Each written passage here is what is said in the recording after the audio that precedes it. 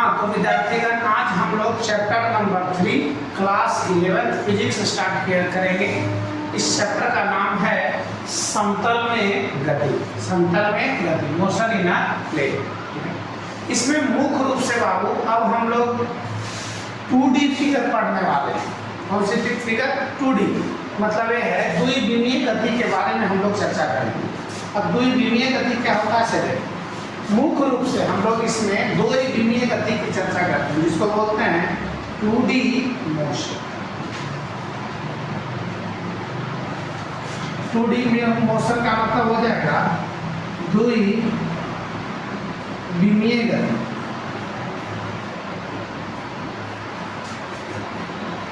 द्विविमीय गति 2D motion की हम लोग चर्चा करते हैं। 2D मोशन में क्या क्या आएगा सर, बात को थोड़ा सा समझा जाए कि 2D मोशन में क्या क्या है।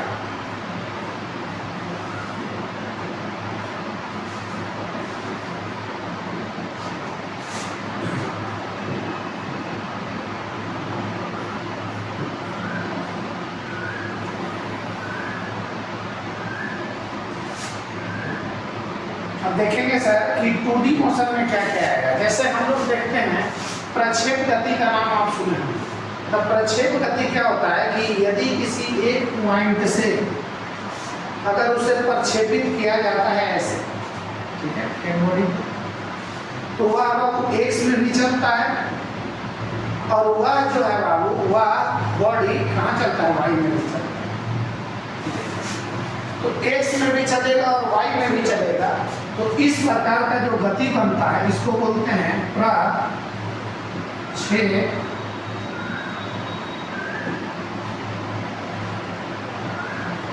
इस प्रकार की गति को कहते हैं प्रक्षेप गति, प्रोजेक्टाइल मोशन। ठीक है, तो यह एक्स और वाई दोनों डायरेक्शनों में चलता है, इसीलिए इसको बोलते हैं 2D मोशन। या यूं हो सकता है बाबू कि अगर कोई बॉडी दिया हुआ है और वह बॉडी स्फेरिकल रूप से अगर मोशन करता है तो इस प्रकार की गति, मान लेते हैं कि इसका रेडियस अगर दिया हुआ है आपका यहाँ, क्या दिया हुआ है r, और यह v वेलोसिटी से मूव कर रहा है, ठीक है कि नहीं? तो अगर यह पॉइंट आपका a है तो इसमें भी गति दो गति होगा, एक x की ओर और दूसरा होगा y की ओर। फिर यहाँ आएगा तो इसका वेग इस पॉइंट पर अगर आइएगा तो वेग बदलेगा सर, वेग यहाँ पर हो जाएगा v। इस पॉइंट पे आइएगा तो वेग हो जाएगा v।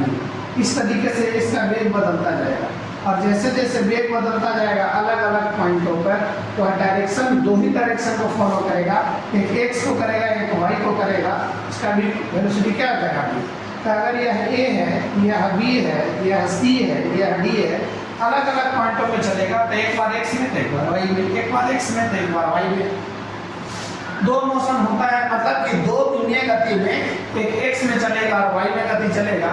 तो मुख्य रूप से बाबू 2D मोशन जो होगा इसकी चर्चा हम लोग इसमें करते हैं, जिसमें खास करके आप लोगों को पढ़ना है प्रक्षेप गति और एक और पढ़ना है सर्कुलर मोशन, समझिएगा, वृत्तीय गति।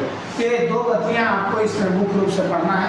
इसके पहले हम लोग इसमें सबसे खास चीज की चर्चा करेंगे जिसका नाम है सदिश और अदिश, क्योंकि वेक्टर के अकॉर्डिंग ही यह चलने वाला है। ठीक है, तो अब देखिए कि इसको हम लोग कैसे, तो सबसे पहले इसमें जो टॉपिक आएगा बाबू वह आएगा सदिशियों के प्रकार। मैंने सबसे पहले हम लोग पढ़ते हैं बाबू राशि क्या होता है। पहला हमारा टॉपिक निकलेगा यहाँ से राशि। राशि राशि तो राशि क्या होता है इसे समझेंगे। तो कहता है कि यह जो राशि होगा इसको हम लोग 3 भागों में बांटते हैं। इस राशि को कितने भागों में बांटते हैं? 3 भागों में। पहला भाग जो आपका राशि का बनेगा इसका नाम है सर सदिश।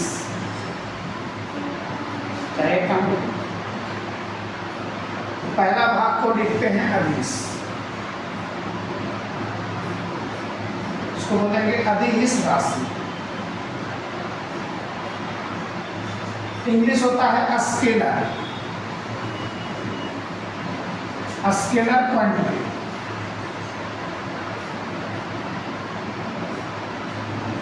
स्केलर क्वांटिटीज, ठीक है। दूसरा होता है बाबू प्रदिश राशि, प्रदिश राशि, जिसको बोलते हैं टेंसर क्वांटिटी, टेंसर क्वांटिटी।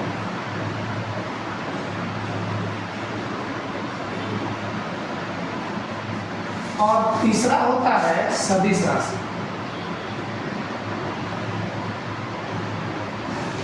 सदिश राशि, इसको बोलते हैं वेक्टर क्वांटिटी।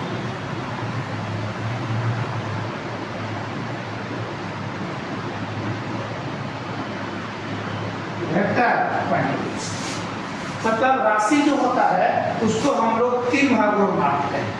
क्वांटिटी को कितने भागों में? 3 भागों में, सदिश, प्रदिश और अदिश। मतलब अदिश हो गया, प्रदिश हो गया और सदिश हो गया। इसको 3 भागों में हम लोग डिवाइड करते हैं। अब एक एक करके इसकी हम लोग चर्चा कर लेते हैं।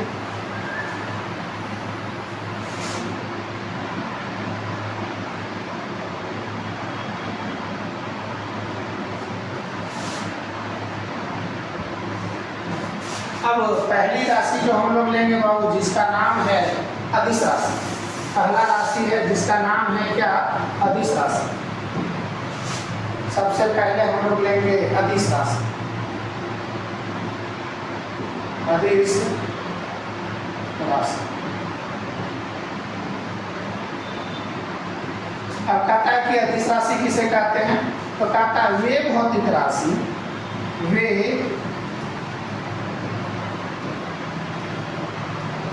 भौतिक राशि जिसमें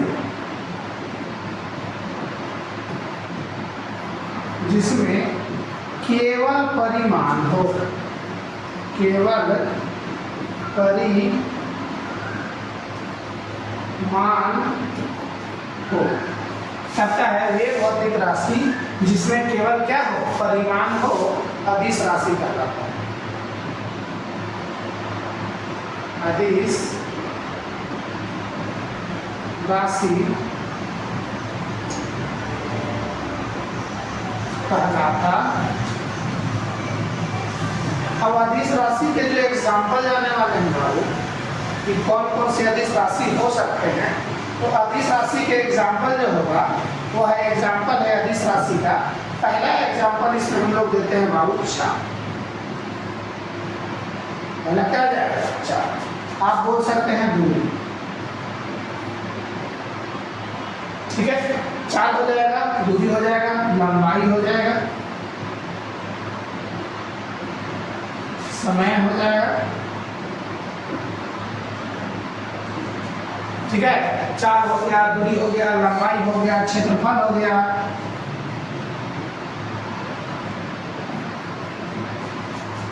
आयतन हो गया,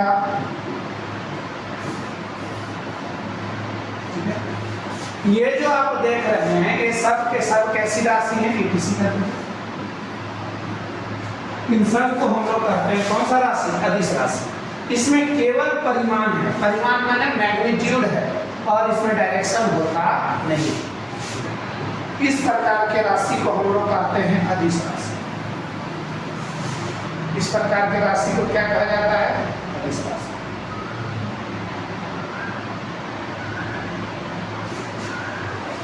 दूसरा जो हम लोगों को पढ़ना है बाबू राशि, जिसका नाम है सदिश राशि। सेकंड में है आपका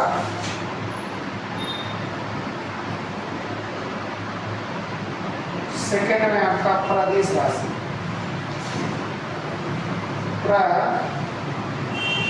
प्रदिश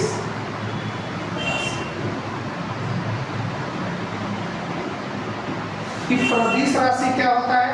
तो प्रदिश राशि कहता है बाबू यह सदिश के नियम का पालन नहीं करता, यह सदिश के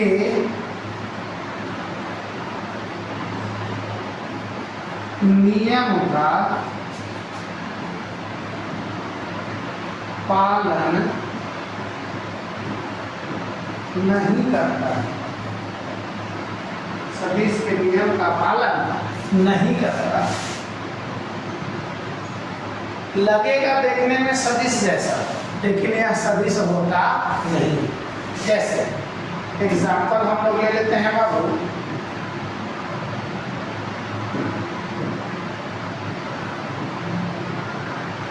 एग्जाम्पल में देखिएगा, जैसे हम लोग लेते हैं विद्युत धारा,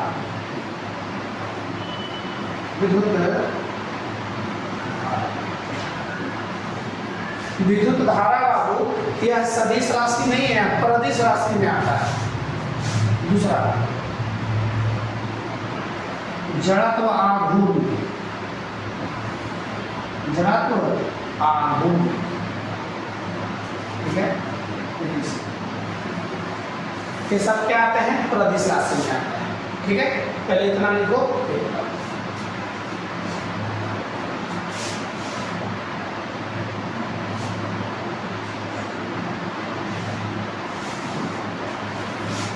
अब अदिश हो गया, प्रदिश हो गया, अब तीसरा जो मिलने वाला है वह मिलेगा आपको सदिश राशि।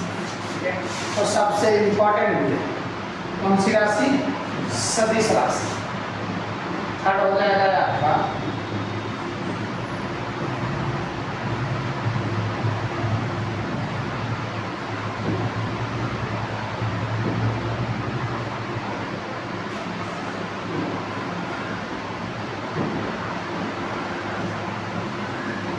सदिश राशि।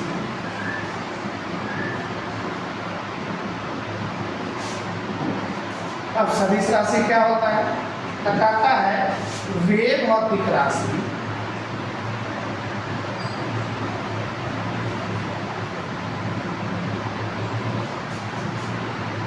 जिसमें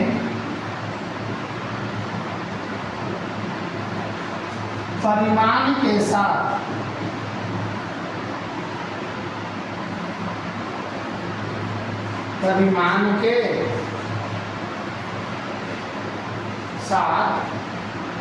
दिशा, परिमाण के साथ क्या हो, दिशा हो,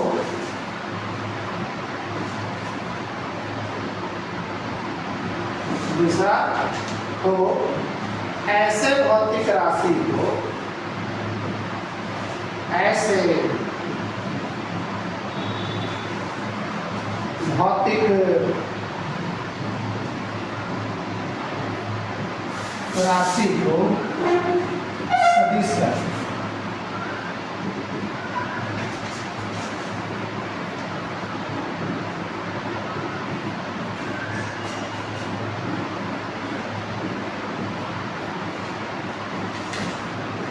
कहता है वे भौतिक राशि, वे भौतिक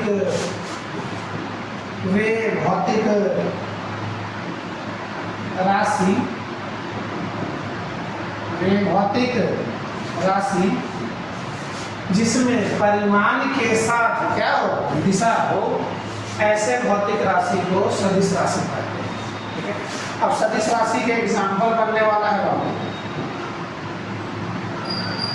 सदिश राशि के एग्जाम्पल होते हैं जैसे वेग हो जाएगा, त्वरण हो जाएगा, बल हो जाएगा, विस्थापन होगा,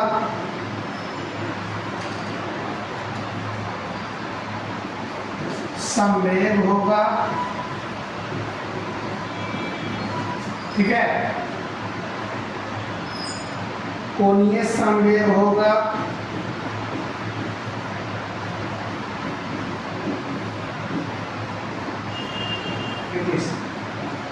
ये सब के सब क्या है मालूम, सदिश राशि। अब जो भी चर्चा हम लोग करेंगे वह सदिश राशि की ही चर्चा करेंगे। अब हम लोग सदिश राशि पर भी चर्चा करने वाले कि अब सदिश राशियों को आगे कैसे बताएं। ठीक है, तो आगे देखेंगे बाबू यह सदिश राशि हो गई। अब इसी में हम लोग पढ़ेंगे सदिश के प्रकार, सदिश राशियों के प्रकार। हेडिंग लगेगा बाबू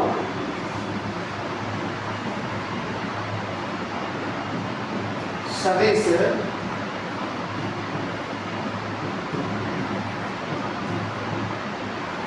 राशियों के प्रकार, सदिश राशियों के प्रकार, टाइप ऑफ वेक्टर क्वांटिटी,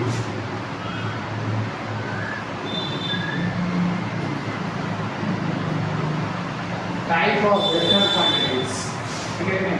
सदिश राशियों के प्रकार, तो सदिश राशि बाबू पहला हम लोग इसमें पढ़ते हैं इकाई सदिश,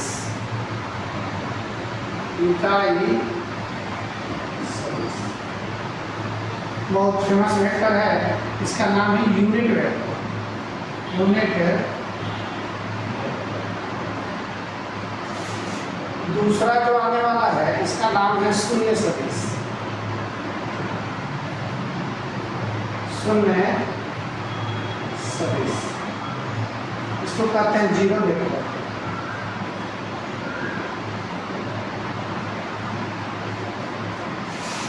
तीसरा जो आने वाला है इसको बोलते हैं सामान्य सदिश,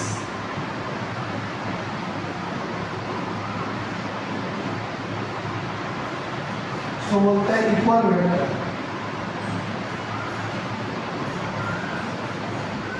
इक्वल वेक्टर। चौथा जो होगा बाबू इसको कहते हैं असमान सदिश,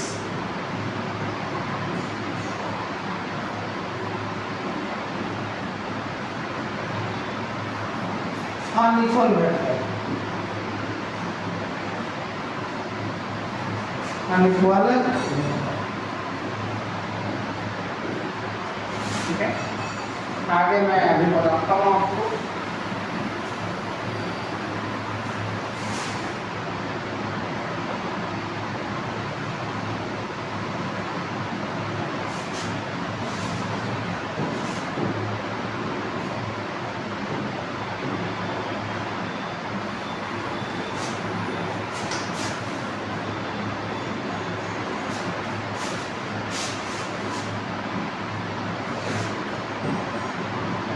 अगला जो हम लोग को पढ़ना है वो नंबर हो जाएगा 5, विपरीत सदिश,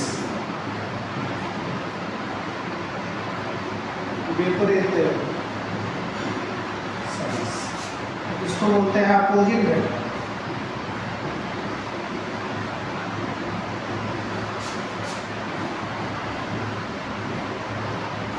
अपोजिट वेक्टर। और भी अभी सदिश है बाबू, जैसे कोलिनियर होगा, नॉन कोलिनियर हो जाएगा, सुनिए कि नहीं, फिर उसके बाद में इनिशियल वेक्टर हो जाएगा, कोई इनिशियल वेक्टर हो जाएंगे, बट अभी वहाँ तक आपको जाना नहीं है, इतना से आपका काम चल जाएगा, ठीक है कि नहीं। तो ये सब को मैं एक एक करके पढ़ाता हूँ, बताता हूँ मैं आपको, देखिए इसका चर्चा करते हैं।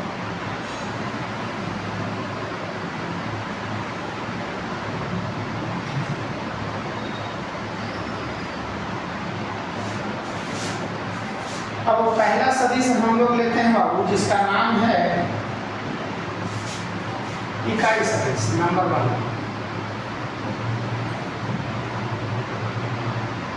इकाई सदिश, यूनिट वेक्टर, यूनिट है या यूनिट कौन सा वेक्टर होता है इसकी चर्चा करेंगे। देखें, यूनिट वेक्टर कहता है कि वे सदिश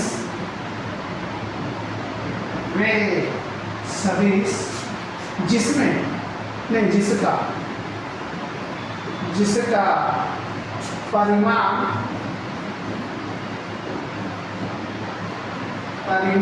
केवल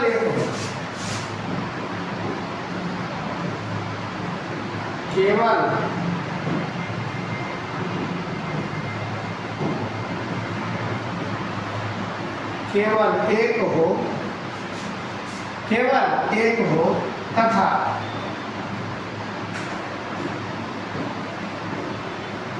इसका प्रयोग दिशा निर्देशन में किया जाता है। दिशा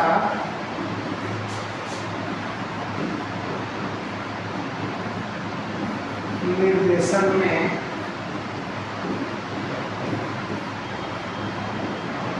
ठीक है। कहता है इकाई सदिश क्या होता है, तो कहता है इकाई सदिश का मतलब होता है वैसा सदिश जिसका परिमाण क्या हो, एक। मतलब अगर कोई इकाई सदिश है, अगर कोई वेक्टर है, उसका मैग्नीट्यूड कितना होना चाहिए, केवल एक होना चाहिए। अगर कोई बी वेक्टर है, इसका भी मैग्नीट्यूड कितना होना चाहिए, एक होना चाहिए। मतलब जिसका परिमाण एक हो, इसका परिमाण क्या हो, एक हो, वैसे सदिश को हम लोग कहते हैं कौन सा सदिश, इकाई सदिश। ठीक है, पहली बात। दूसरी खास बात क्या होता है सदिश कि जो इकाई सदिश होता है, इकाई सदिश कौन सा सदिश, इकाई सदिश, कहता है कि इकाई सदिश को, इकाई सदिश को कैप से सूचित करते हैं। किससे, कैप से, कैप से सूचित करते।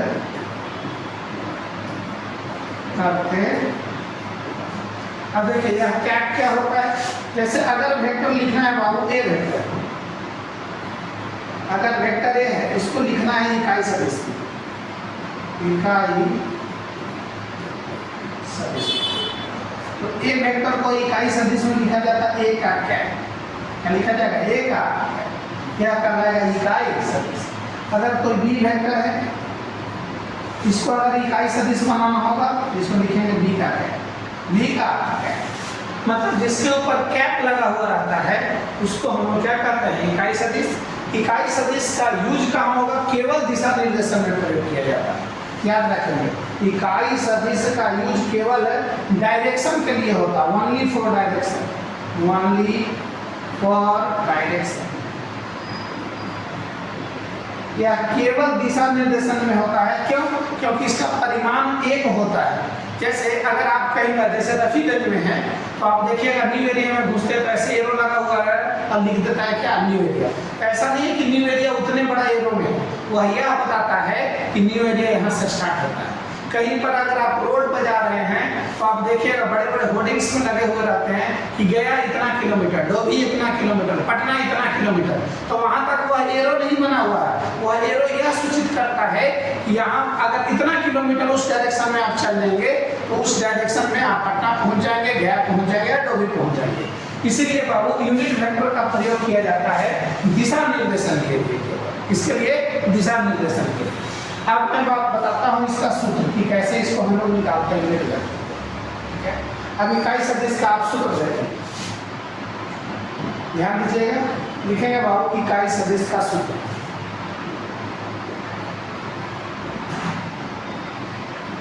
इकाई सदिश, अगर हमें ए का कैप निकालना है तो होता है वेक्टर ए और बटा होता है mod of vector, vector A बटा mod of vector A, vector A बटा मॉड ऑफ वेक्टर ए। इसी को हम लोग कहते हैं बाबू इकाई सदिश का क्या फॉर्मूला। इकाई सदिश का सूत्र क्या होता है कि वेक्टर ए बटा मॉड ऑफ वेक्टर ए। अब माइंड में चलेगा सभी मॉड ऑफ वेक्टर क्या होता है, तो मॉड ऑफ वेक्टर ए जो है बाबू यह परिमाण को बताता है, परिमाण माने मैग्नीट्यूड को बताता है।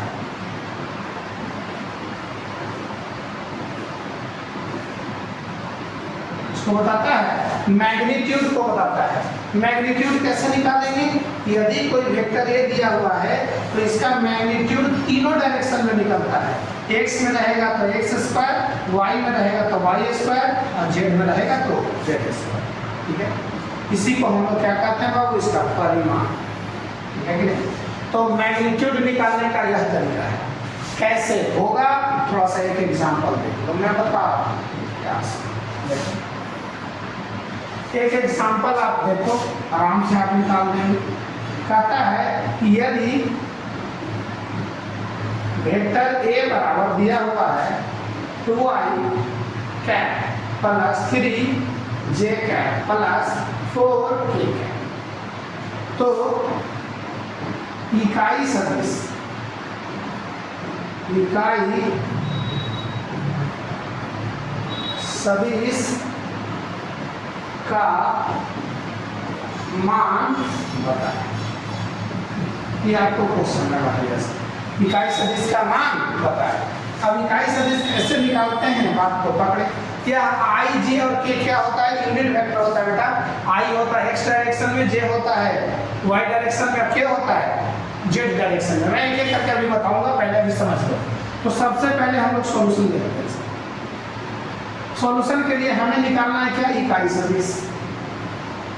इकाई सदिश, इकाई सदिश का सूत्र क्या होता है, तो ए का कैप बराबर होता है वेक्टर ए बटा होता है मॉड ऑफ वेक्टर। मॉड क्या होता है, तो मॉड निकालने का तरीका होता है बेटा, रूट अंडर क्या होता है x square y square z square. तो यह एक्स में चला हुआ डिस्टेंस है, यह वाई में चला हुआ डिस्टेंस है, यह जेड में चला हुआ डिस्टेंस है। ठीक है, तो एक्स का स्क्वायर माने 2 का स्क्वायर कितना हो जाएगा 4, फिर कहता 3 का स्क्वायर तो 9 और प्लस 4 का स्क्वायर 16, तो 16 और 9 25 और 4 29, तो रूट अंडर हो जाएगा 29।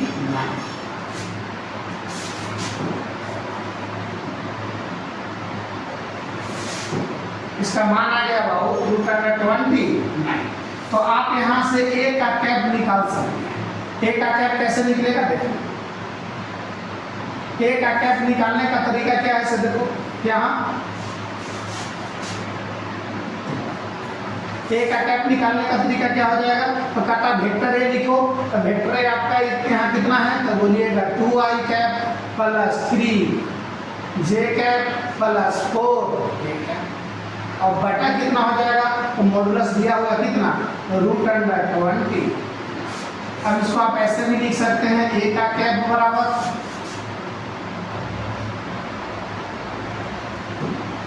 ए का कैप बराबर 2 बटा हो जाएगा रूट अंडर 29, ये हो जाएगा आई कैप प्लस 3 बटा रूट अंडर 29, ये हो जाएगा जे कैप प्लस 4 बटा हो जाएगा रूट अंडर 29, ये हो जाएगा ये हो गया बाबू क्या था वेक्टर।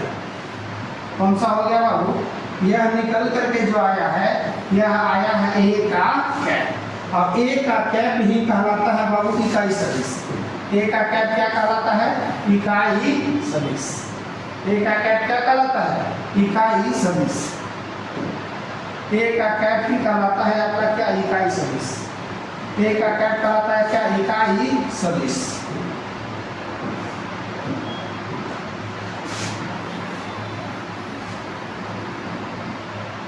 ठीक है, तो यहाँ से हमारा आंसर निकल कर के आ गया, ए का कैप बराबर 2 बटा 29 आई कैप, 3 बटा रूट अंडर 29 जे कैप प्लस 4 बटा 29 ए कैप। इस तरीके से हम लोग इकाई सदिश के क्वेश्चंस को सॉल्यूशन करते हैं।